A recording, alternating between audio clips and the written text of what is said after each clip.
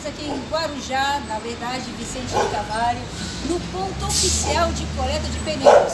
Vocês podem observar que aqui só tem pneus. Exatamente, esse é o diferencial.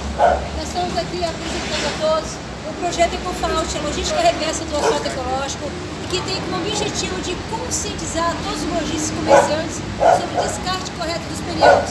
Portanto, não jogue pneu nas ruas, são focos nos que está exigindo. Leve para o seu município.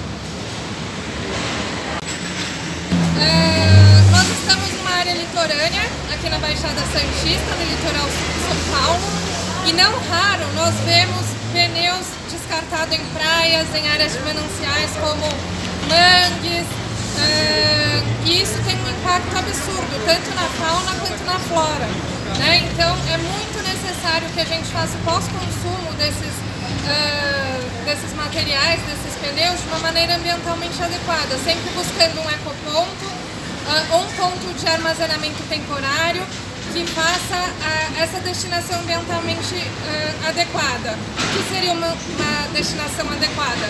Esses pneus serão transformados em asfalto, em uma outra forma de energia, em carpetes, e todas os materiais do pneu eles são utilizados de uma maneira diferente e adequada, sempre visando a preservação ambiental, e é um ponto que a gente não pode ignorar, né, diante de tantas catástrofes ambientais que temos vivenciado.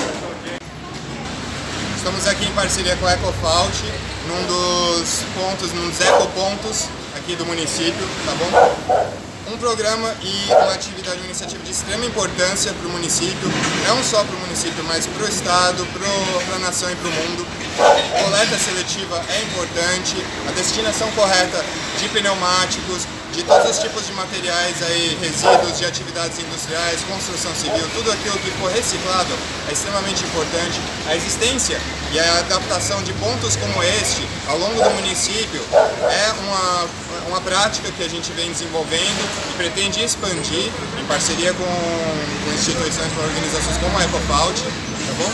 E é essencial que os munícipes possam fazer adesão, como está na lei, né, se não me engano, 12.305, temos que a proteção do meio ambiente ela é compartilhada, solidária entre poder público, sociedade civil e as iniciativas privadas. Então a participação de todos é muito importante, não destinar incorretamente, sem adequação correta, os seus pneus, seus rejeitos em córregos, vias, canais, na rua.